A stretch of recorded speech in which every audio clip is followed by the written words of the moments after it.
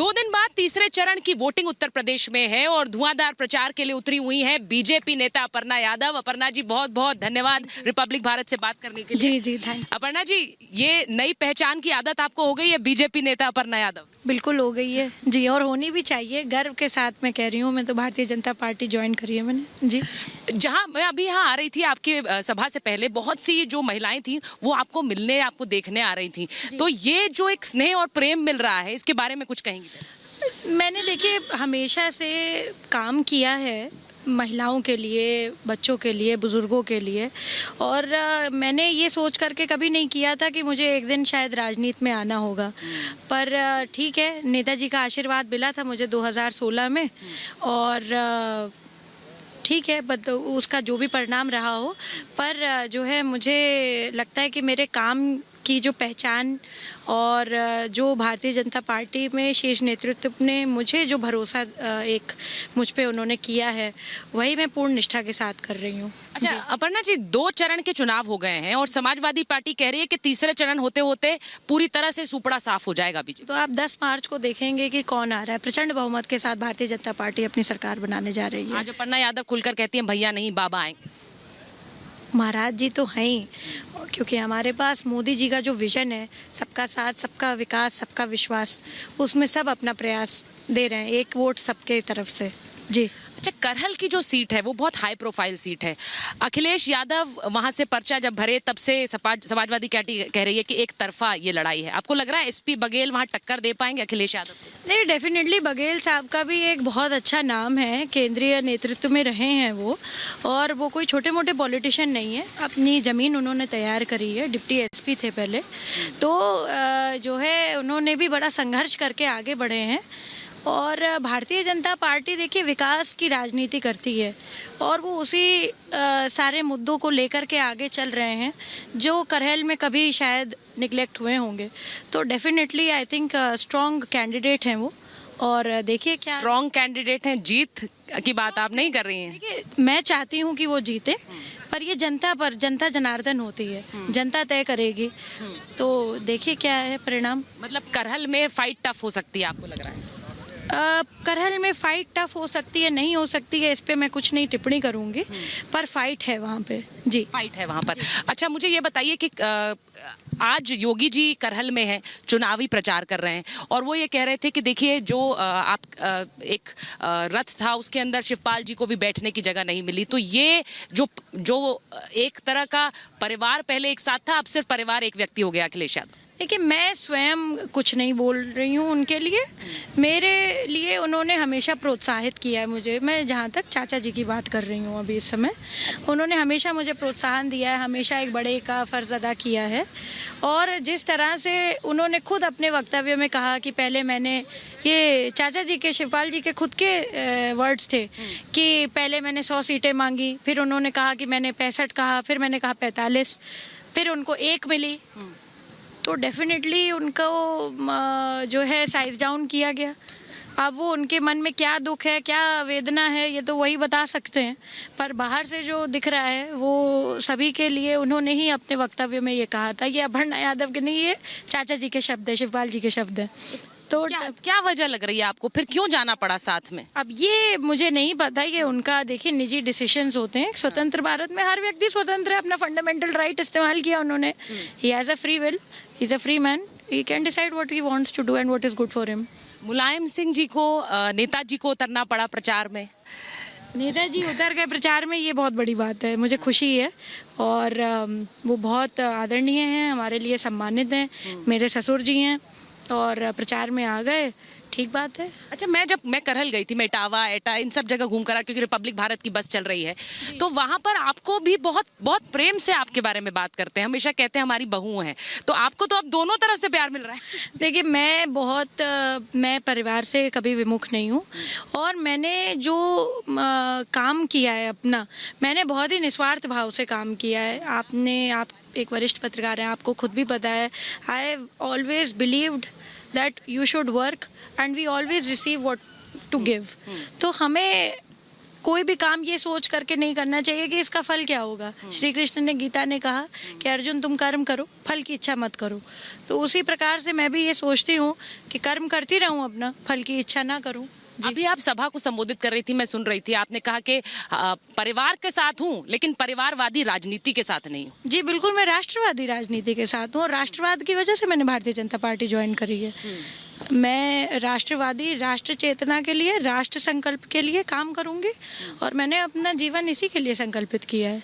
मैंने मोदी जी के लिए और आदरणीय यशस्वी मुख्यमंत्री श्री योगी आदित्यनाथ जी के लिए मैं पूरी तरह से करबद्ध हूँ। जी। अब मुझे ये बताइए कि आप राजनीति में आई हैं और आपने कई बार ऐसा कहा है कि अब आपने बीजेपी ज्वाइन कर ली, इसको लेकर घर परिवार में अब क्या रिएक्शन है? अब सब लोग ये इस बात को मान चुके हैं कि अब आप समाजवादी पार्टी नहीं, अब बीजेपी के साथ हैं।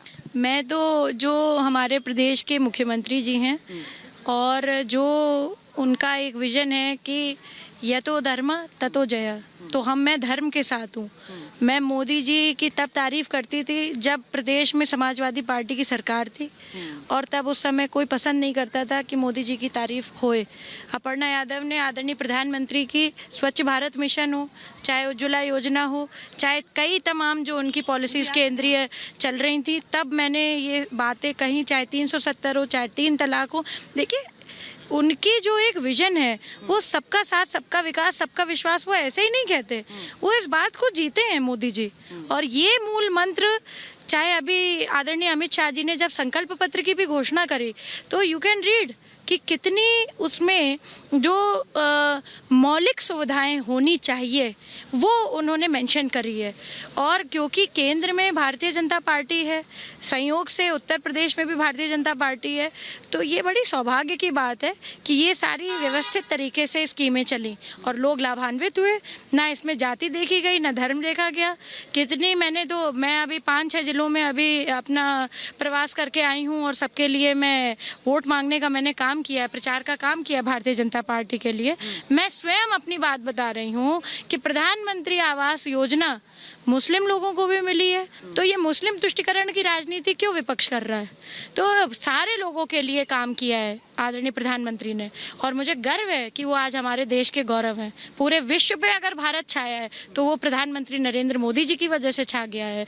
पूरे प्रदेश का नाम अगर हो रहा है तो वो योगी जी की वजह से है। और अब क्योंकि आप बीजेपी की सिपाही बन गई हैं, आपने अभी योगी आदित्यनाथ के बारे में भी कहा कि वो किस तरह से काम कर रहे हैं। वो योगी आदित्यनाथ ने आज करहल में कहा ये तमंचावादियों की सरकार थी। आज अपर्णा यादव कहेंगी ये तमंचावादियों की सरकार रही जो उनसे पहले बीजेपी की सरकार से? मैं ये कहूँगी कि भारतीय जनता पार्टी कि वो सरकार है यहाँ पे जो ब्रह्मोस को बना रही है। जो पाकिस्तान या कहीं भी अगर जो है हमारे जो पड़ोसी देश हैं अगर हम पे आक्रमण करने की कोशिश करेंगे तो वो ब्रह्मोस उनको झेलना पड़ेगा। तो हम वो सरकार हैं जो विकास के साथ साथ जो है आगे की सोच रहे हैं, युवा पीढ़ी को किस तरह से संस्कारित किया जाए उसके बारे में सोच रहे हैं, गरीबों की किस प्रकार से खुशहाली आए उनके मुखमंडल पर, इसके बारे में हम सोच रहे हैं। तो हम लोग विकास की राजनीति का हिस्सा हैं, राष्ट्र की राजनीति का हिस्सा हैं। मैंने सवाल इसलिए पूछा था अपर्णा जी आपसे क्योंकि ये वो आरोप है, क्योंकि मैं रोज जब अपना शो करती हूँ महाभारत, ये एक ऐसा आरोप है जो हर रोज लगता है कि बीजेपी की तरफ से कि सपा की सरकार गुंडागर्दी वाली सरकार थी। आप आज ये कहेंगे? मैं बस इतनी बात कहूँगी कि हमारी पार्टी भारतीय जनता पार्टी हमेशा से बहुत ही सूझबूझ रखने वाले लोगों को नेतृत्व करने के लिए लेके आती हैं और यहाँ पे सबको चांस फ्री और फेयर दिया जाता है कि वो अपनी बात रख सकते हैं, अपनी बात जो है उनकी सुनी जाती है और किस तरह से जो है वो ये नहीं सोचते। अभी आपने प्रधानमंत्री जी का एक बात भी सुनी होगी, उनका एक लेटेस्ट इंटरव्यू था, उसमें उन्होंने बहुत बड़ी बात बोली और फिर मैं आपके चैनल के माध्यम से, अपने इंटरव्यू के माध्यम से वो बात दोहराना चाहती हूँ कि वो ये नहीं सोचते कि सिर्फ एडमिनिस्ट्रेटिव ही लोग उनको पॉलिसीज़ में सजेस्ट करें। सजेस्टिव मेजर्स जो लिए जाते हैं भारतीय जनता पार्टी में प्रधानमंत्री जी के भी लेवल पर, चाहे मुख्यमंत्री जी के लेवल पर भी, वो किसानों से भी पूछते हैं, वो गरीब लोगों से भी पूछते हैं, उनके जो रिप्रेजेंटेशन है उनसे भी पूछते हैं। तो ये पॉलिसी मेकिंग का बहुत बड़ी बात है। एसपी बघेल जी जो हैं वो खुद नेताजी की सिक्योरिटी में रहे एक समय में, तो वो कह रहे हैं कि मेरे पास नेताजी का आशीर्वाद है जीत का। देखिए, वो डिप्टी एसपी रहे थे। हाँ। और इसमें कोई दो राय नहीं है, और नेताजी उनको बहुत स्नेह करते हैं। और आज अगर जो है बघेल साहब ने भी राजनीति करी तो नेताजी का उन पे बहुत आशीर्वाद रहा, और ये अच्छी बात है। हमारे यहाँ भारतीय जनता पार्टी में सभी का सम्मान है, और सभी, देखिए नेताजी एक बहुत बुजुर्ग भी हैं और देश के एक अच्छे लीडर हैं, तो उनका आशीर्वाद लेना कोई बुरी बात नहीं है। आपको पता था वो प्रचार में उतर रहे हैं? मुझे ये था कि पहले वो शायद नहीं आएंगे प्रचार में, इसीलिए मैंने ये बात बोल ली है कि मुझे खुशी है कि वो आज प्रचार में दिख गए जी, क्योंकि शायद वो कह रहे थे कि मुझे प्रचार में उतारा जाएगा कि नहीं उतारा जाएगा। वो ये पूछ रहे थे कि मुझे प्रचार में उतारा जाएगा कि नहीं उतारा जाएगा। वो ऐसा कह रहे थे क्योंकि बुजुर्ग हैं वो, तो उनकी बात सुननी चाहिए। वो उतरना चाह रहे थे प्रचार में, उस पर क्रॉस क्वेश्चन नहीं करना चाहिए। नहीं, पर वो प्रचार में उतरना चाह रहे थे, लेकिन ये उनके हाथ में नहीं था। अब देखिए, पार्टी की जो कमान है वो अब उनकी नहीं, मतलब वो संरक्षक हैं पार्टी के, उनके जो पार्टी के राष्ट्रीय अध्यक्ष हैं वो सारी चीज़ें डिसाइड करते हैं। अच्छा, मैं एक आखिरी सवाल आपसे पूछूंगी। आप कई बार बोलती हैं कि प्रतीक जी राजनीति से बहुत दूर रहते हैं, तो कई बार जो राजनीतिक बयानबाजियां होती हैं वो उनको लेकर आप उनसे बात करती हैं या फिर उन्हें राजनीति में खींच कर लाएंगी अपने साथ? देखिए, वो बहुत ही पॉलिटिकल हैं, वो कभी भी ये नहीं कहते कि मुझे राजनीति में आना है। उन्होंने बड़ा क्लियर स्टैंड रखा हुआ है।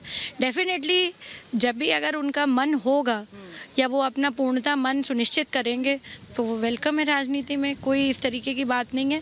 मगर हमारा डिस्कशन फैमिली ओरिएंटेड रहे, ये ज़्यादा हम लोग कोशिश करते हैं rather than political at home. जी, अपर्णा यादव हमेशा से बहुत सहज रही हैं, ये पहली बार नहीं है जब मैंने उनसे बात की है, और मुझे हमेशा से यही लगता है कि जिस तरह से ज़मीन से जुड़ी अपर्णा यादव हैं वो उनके लोगों से इंटरेक्शन में भी नज़र आता है जब वो मिलती हैं। और मुझे लगता है कि आज जब आप योगी जी के साथ लखनऊ में जनसभा करेंगी तो वहाँ पर भी योगी जी के साथ, एक बार मैं पूछ लूँ, योगी जी के साथ लखनऊ में जनसभा है 10 मार्च को, कौन आ रहा है?